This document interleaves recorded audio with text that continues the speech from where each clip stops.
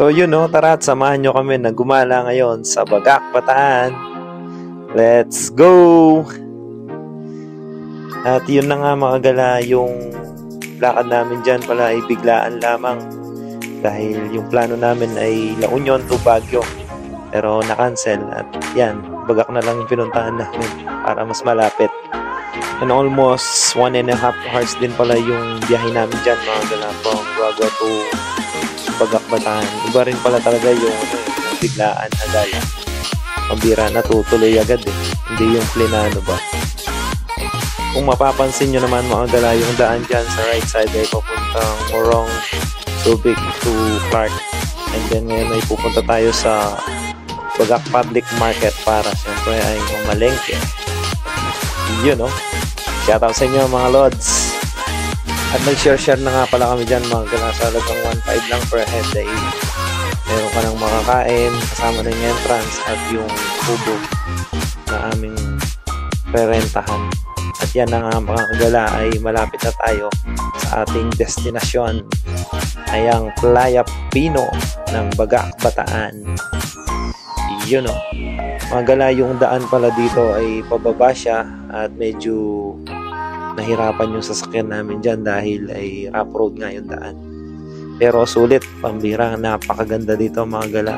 Yun o, natatanaw na namin yung kagandahan ng dagat. Yung ano ka talaga, yung mapapawaw ka. Masasabi mo na meron talagang Jesus na lumikha ng karagatan. Grabe. At kami na-amaze dyan ha. Solid. At nandito na nga pala tayo mga gala sa entrance ng Playa Pino.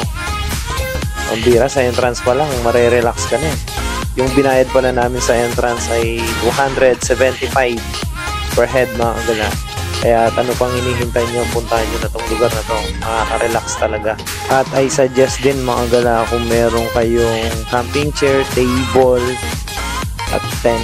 Dahil pwede ditong mag-overnight at makapag-bonfire din at ma-enjoy nyo yung lugar mga gala.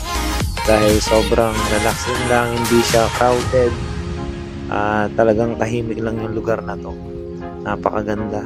Yun nga lang mga gala, hindi kami nakapag-overnight dyan dahil meron din kaming lakad kasi kinabukasan, kaya naisipan namin na mag-day tour na lang. At least na-appreciate naman namin yung lugar. At nag-enjoy naman kami. Yan o, talagang na-amaze din yung mga kasama ko. Nag-take selfie nang hindi na maawat yan. Siyempre ay pe-prepare na namin yung pagkain dyan dahil sobrang gutom na namin sa biyahe. At meron din palang nag-offer na cave, sugong cave daw, 2.5 daw sa isang bangka. Talagang pwedeng pandayo yung mga kasama ko, sanay sa catering ba.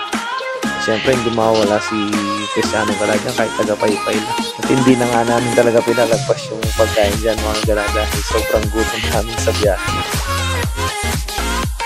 At yan mga gala yung tanawin ng Playa Pino. Sobrang tahimik at nakaka-relax ba talaga.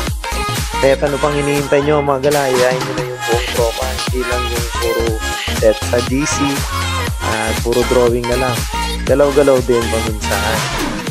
Yan o, talaga sinacrifice ko pa yung phone ko dyan mga gala para makapag-take lang ng video. May pakita ko lang yung ganda ng tanawin ng Playa Pino. Yan o, shoutout sa inyo mga lods. Ayan mga gala yung pinakahihintay namin na sunset. At dito na lang magtatapos ang aking video mga gala. Salamat sa panonood. God bless all.